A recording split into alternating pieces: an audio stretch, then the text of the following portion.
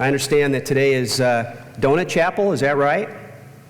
So I'm supposed to end on time. Of course, I'm supposed to end on time either way.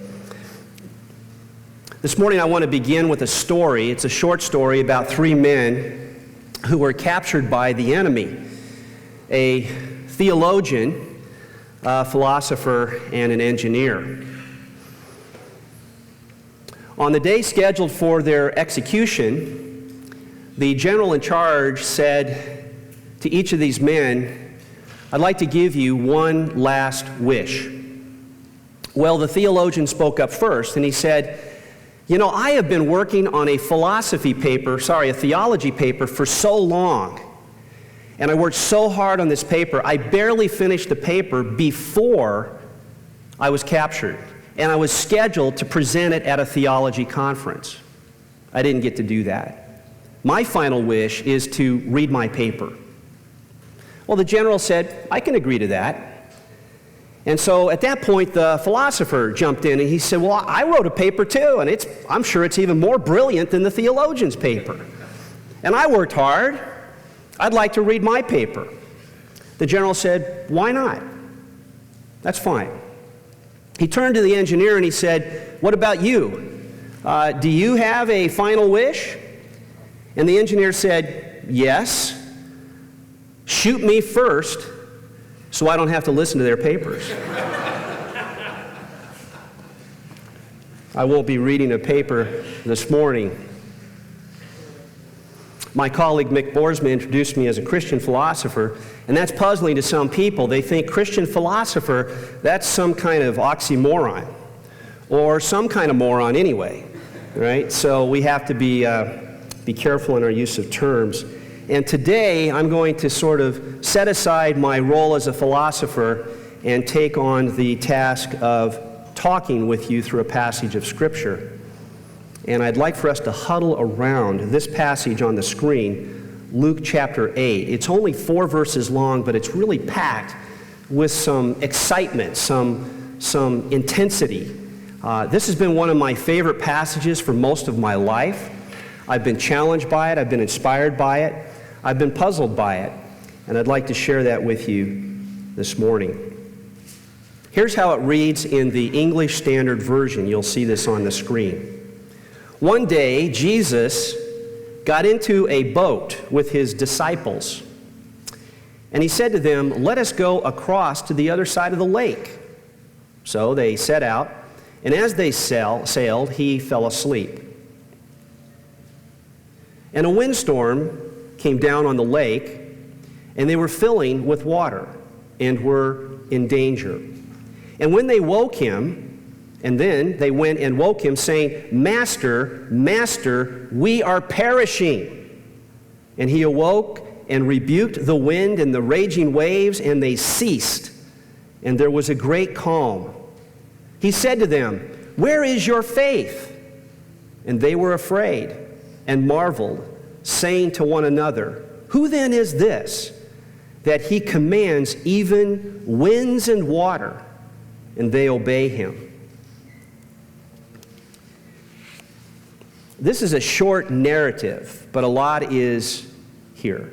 It isn't difficult for us to imagine more of the details. Jesus has gained notoriety, so much so at this point in time that crowds have been gathering, and in many cases, they have come and swarmed him right up to the edge of the Sea of Galilee. And he had developed this practice where he and his disciples would push offshore in a boat just far enough so that he could get away from the encroachment of the crowds, but still be close enough to be able to preach and to be heard. And in fact, the first boating incident in the book of Luke occurs when Jesus comes and he sees Simon, the fisherman, washing his nets. And something very strange happens. Jesus gets into Simon's boat, and then he says, "Let's go. Let's push off." And I don't know what Simon was thinking at that point. Somebody gets into your boat, what do you think? You say, "Wow, I guess he's there already. Let's go. I guess, what am I going to do?" And off they go. Jesus preaches, and then Jesus says, let's go out into deeper water. Let's go fishing. They get out into deeper water, and there are other boats in the area, and he says, let out your nets. You know the story. They let out the nets, and they can't even collect all the fish that are caught in the nets. They can't get them into the boat. There are 2 boatloads of fish. They begin to almost capsize. There are so many fish in this boat. And they've never seen a haul of fish like this one before. Now we come to this incident where there's a great storm, and they've never seen a storm like this one before. And I'll give you some evidence for that in a few moments. But it's not difficult to connect the dots. It's not difficult to imagine what it would be like to be in this situation. So he says, let's go to the other side, from here to the other side of the lake. And so they followed him, and they set out, and it says he fell asleep. So we know that he was exhausted. He'd been preaching, he'd been traveling, and this is one reason why he had made this request. He was tired. Now, if Jesus was tired, and he knew his disciples and their limitations, then do you think he knew that there was a storm coming? I think that's an interesting question. He was tired, he needed sleep, he cared for his disciples. If he had known there was a great storm brewing, would he have said, let's go to the other side? I think our natural response to that would be to say, well, no, he wouldn't do that. If he knew, there's no way he would do that. And yet, of course, that creates a tension for us because we think that's something he would have known. Isn't that right? So that by itself is an interesting question, and it leads us to an interesting answer later in the story. So it says that a windstorm came down on the lake, and they were filling with water and were in danger. Now, I imagine that this is a nice, relatively sunny day with calm water and just enough of a breeze to fill the sail and cruise along the lake. Comfortable enough for Jesus to sleep. So with these talented, experienced fishermen who also were expert sailors, there was no problem. Now, in Galilee, on the Sea of Galilee, I understand, storms were not unusual, and they could pick up pretty quickly. You could have a storm develop that was pretty intense pretty quickly. But you see, these men were used to that too, and it didn't keep them off the water. Well, in this case, you've got a windstorm that comes down on the lake, and they are filling with water and were in danger. Now, these men may well have been in danger before, but they had survived danger.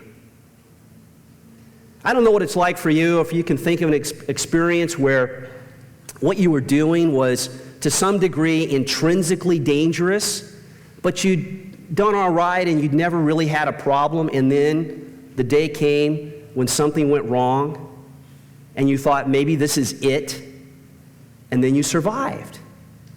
And maybe that built confidence, or maybe it caused you to be a little more timid about doing that again. A few years ago, I was on a mountain road on my motorcycle, and I was going around a sweeping curve, and you kind of know where this is going, right? And I laid my bike down, and I was probably going about 45 or 50 miles an hour, and I just slid out onto the shoulder of the road. And I'd heard stories like this where time just kind of slows down, and I could see the ground just a few inches from my face going by. And I remember thinking, I wonder how this is going to end. You know, how do you have time for that? And then finally, it just came to a stop. And I thought, am I okay? I didn't feel any injury, and I thought, well, that can't be right. And so I was very careful getting off my bike, getting up, standing up, and I realize now I'm standing right on the edge of a ravine. And I realized how fortunate I was that it didn't go any further. Now, what did I do after that? Well, I didn't have a lot of options. I had to get back on and ride. Now, these men had been in dangerous situations before. There may have been times when they thought, I've had it with fishing, I'm not doing this again. But then it was their livelihood. They didn't have that choice. They had to get back in the boat and go. They would have known the experience. But today is different. There's something about this storm that terrifies, because they were in danger they'd never experienced before. This time, the boat is filling with water.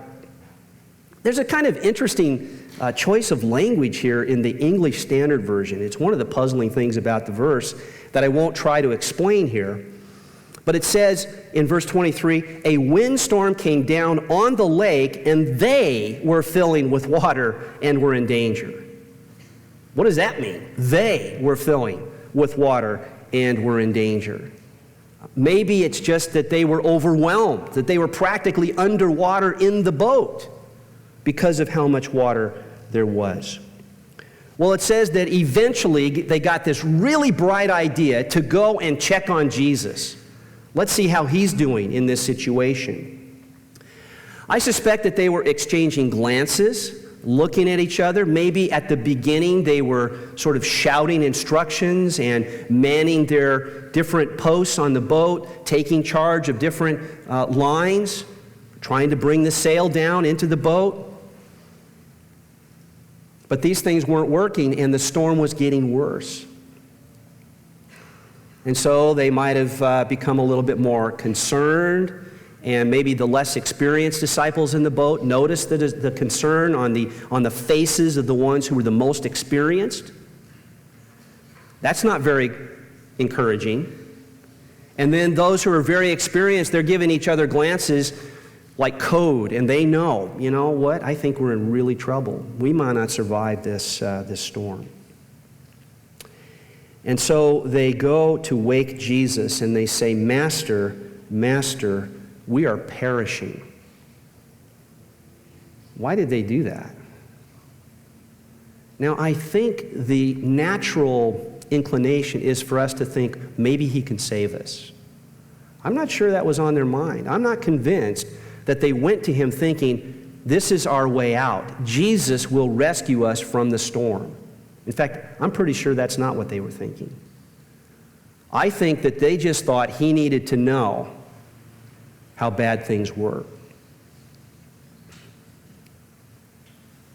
Master, we're perishing. This is a pretty short plea. We're perishing. And so it says that Jesus awoke. Now, why wasn't he already awake? The storm should have shaken him awake, but he doesn't wake up until they go to him. Why is that? It says he woke up on that occasion, and then he rebuked the wind and the raging waves. The raging waves. See, I am not exaggerating when I say this is a very intense storm. And he rebukes the wind and the raging waves. We don't have the words here, but in parallel passages it says, he said, peace, be still, or be calm. And it was calm. This may not be very realistic, but imagine that you're in this boat, water is coming from everywhere, you think you're going to be literally dead in the water, and you're on the crest of this wave, and all of a sudden, calm. What happens to the boat? It crashes down, right? It hits that surface in such a jarring way, you know something has happened. And there was calm. He said to them, so he's spoken to the wind and the raging waves. Now he says to them, where is your faith? Where is your faith?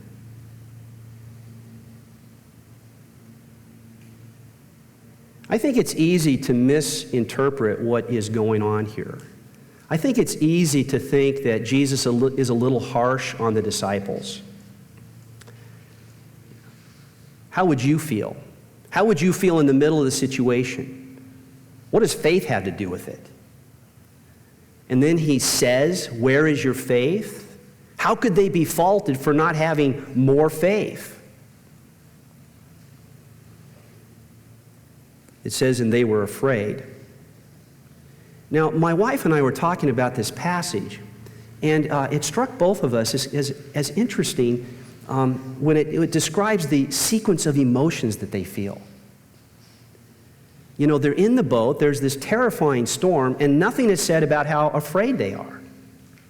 Then Jesus calms the storm with commands and says to them, "Where is your faith?" And then they were afraid. In one parallel passage, it mentions fear twice. It mentions fear in the middle of the storm, and then it mentions fear after the words of Jesus. They were afraid because of what they had experienced watching Jesus. It says, and they marveled, saying to one another, "Who then is this, that he commands even winds and water, and they obey him?" Very interesting choices of terms. He commands them, and they obey. Commands, obeys. Now, why would they describe the situation that way? There are lots of things that could have been said. Wow, he performed a miracle. It was a supernatural act. He made something happen. He stopped the natural operation of normal, natural laws. It was a miracle. Those are things we might say. But they cast a description of this in very different terms. What they observe is very different. It is that Jesus issued a command, and then there was obedience. And that's how the story ends. Now, I love these incidents in the life of Jesus that are recounted for us in the various Gospels. But you know the part I like the most is when you get to hear the response of the people, how they reacted. And I love this part of it. I love it that they are so taken aback, right? Now, all that adrenaline that they'd been feeling in themselves as a result of the storm, that part just sort of disappears. That's not part of their thinking anymore. Right now, they are completely occupied with what they have seen Jesus do and what it means. And I think what it means for them, as we'll see in several lessons. The first lesson is the call to service. Whose idea was it to go out on the lake in the first place? It was Jesus. And for Jesus to go somewhere and to do something and to invite you and to be involved is always a call to service. And that's what it was for these men. They followed him. That's what I think Matthew says in his account.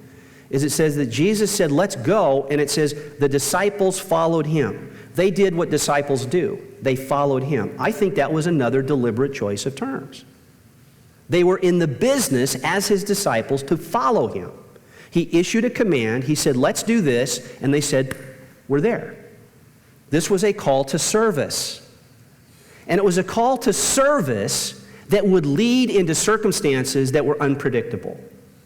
And if they had known in advance what those circumstances were, you can probably you could be relatively sure that they would have been very reluctant to engage in that service.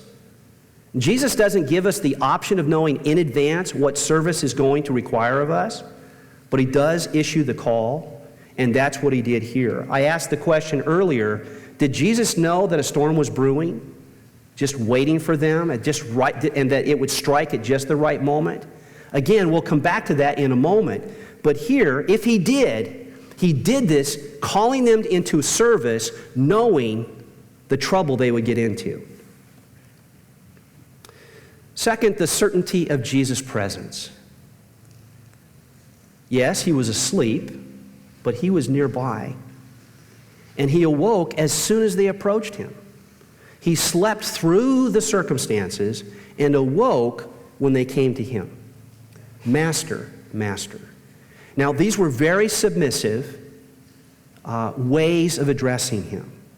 This is the way he liked to be addressed, as their teacher. They had learned that lesson.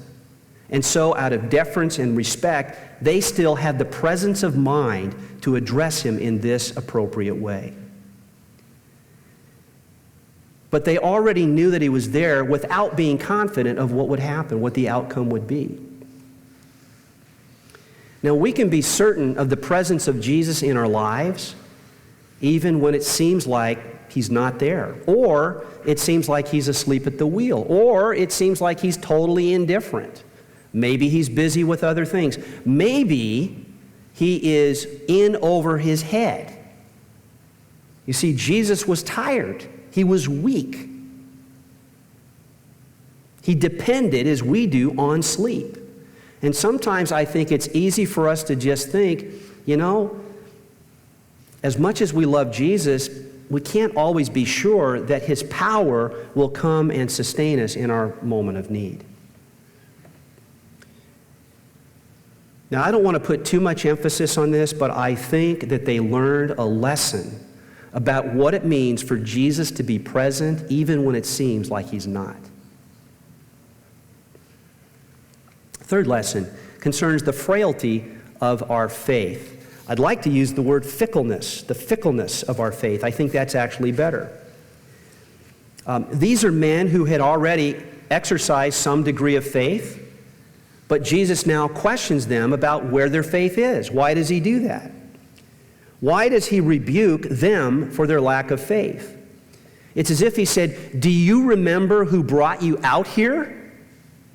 I did that. You're fine when the weather is great. Now you get a little change in the weather and you just fall apart. You become totally freaked out. I heard Simon say, this is messed up.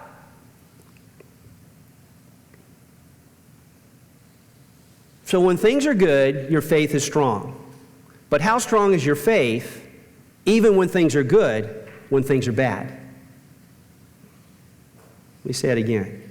Your faith is strong when things are good. But how good, strong, really is your faith even when things are going well if you lack faith when they're going poorly, when you're challenged? So the third lesson is about the fickleness of our faith. He invites them to think about where their faith is coming from. I don't really think that Jesus is needling them for a lack of faith. I don't think that's his point. I don't think he's trying to come down hard on them in this moment when they're already weakened physically by the demands of the storm and emotionally because they're about to perish. I don't think he is like that. I don't think he lacks the compassion that would be involved if that's the way he regarded them. I just don't believe that about Jesus. Not from the other things we find in the Gospels. So why does he say, where is your faith? I think the reason, or a reason, is because he wants them to ask that question of themselves. Where is my faith? Do I have faith? Do I have faith no matter what happens? Can I follow Jesus even sometimes without knowing where I'm going and not worry about how things turn out? Can I do that? This is a kind of rhetorical question. Do a little introspection here. Where is your faith? Is it as strong as you think it is? What is the source of your faith? Where is it really coming from? Is it coming from your own ability, from your expertise as sailors? Is that where your faith is coming from? Why did you come to me? Is it because you have faith in my ability to rescue you? Is that really why you came to talk to me? Where is your faith? Think about it. Where is your faith? And then there is the fear of the Lord. This is the fourth lesson. Notice, first they feared their circumstances, and then they feared the Lord. What made the difference? I think what makes the difference here is their discovery of the effect of Jesus' commands. The effect of Jesus' commands when addressed to the natural elements of the world is automatic, instantaneous obedience.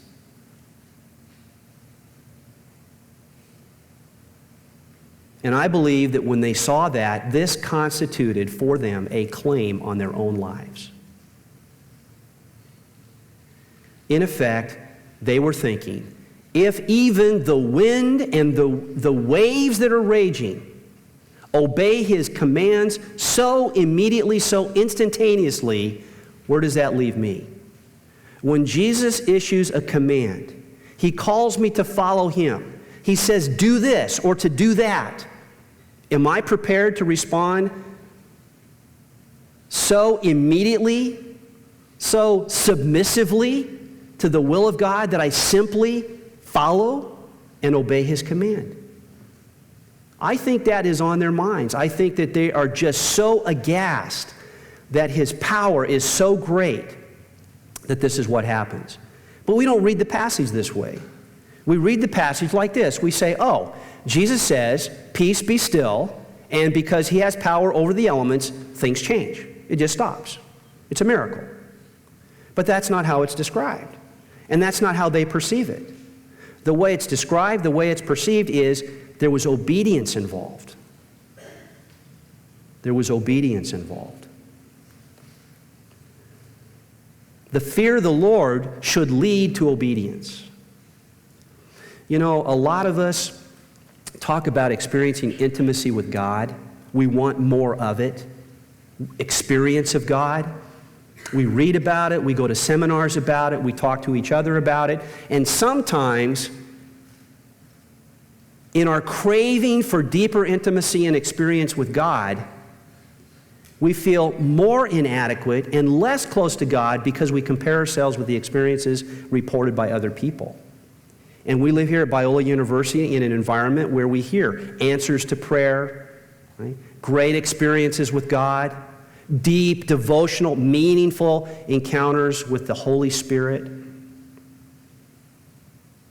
And I've spent time with students, and I've experienced this myself in my own life, who've said, why isn't this working in my life? Why am I not experiencing God in the same way that I'm hearing described by everybody around me? Now that is hyperbole, because it's not being experienced by everybody around them.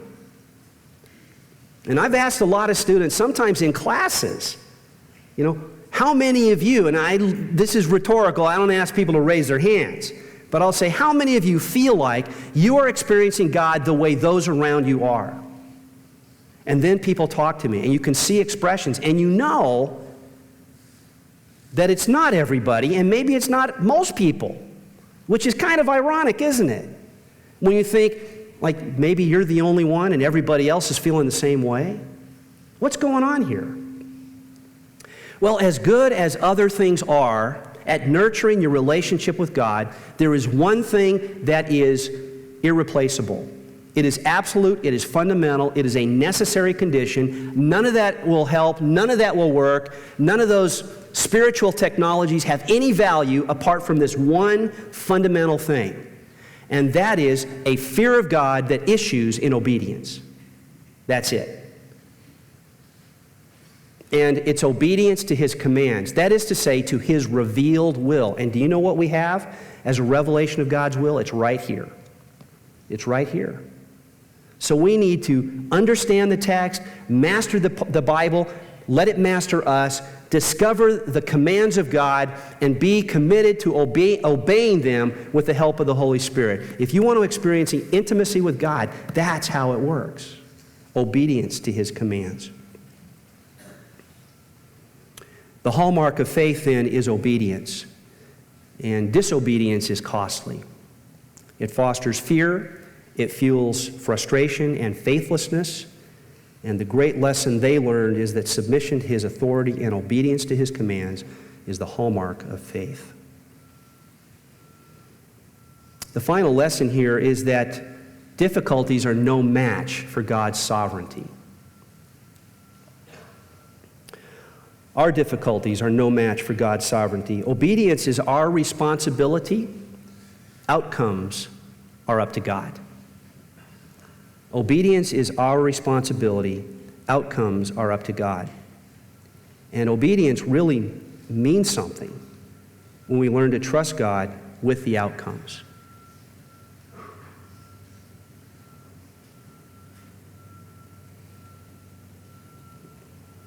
The disciples probably thought they were finished, that it was too late for Jesus to do anything.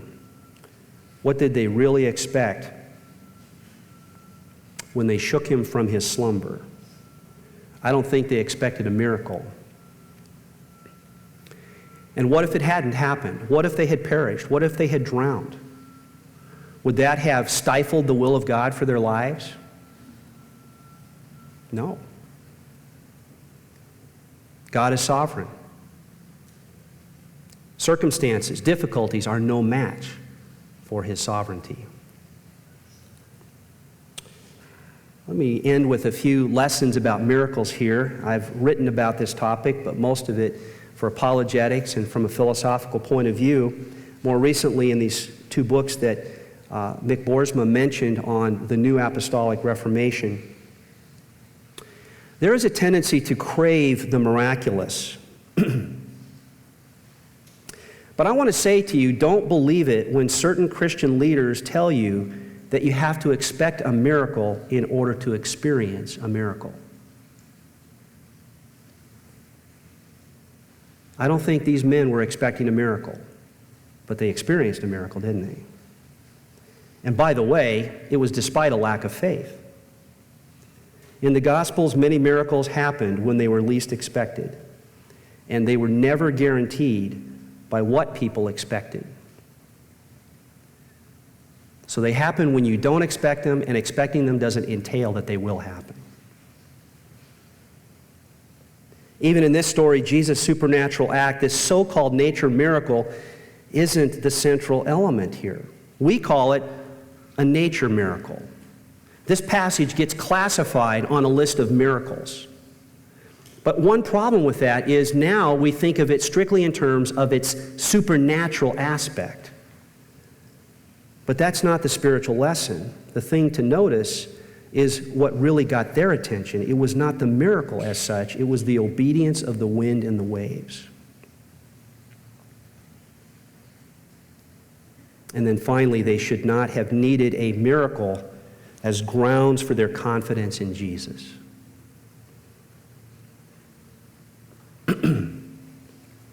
Difficulties are no match for God's sovereignty.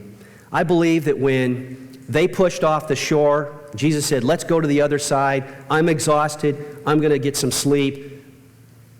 I think he knew there was a storm brewing. I think he knew it was going to be the most intense storm they ever experienced in their entire lives. I think he knew that.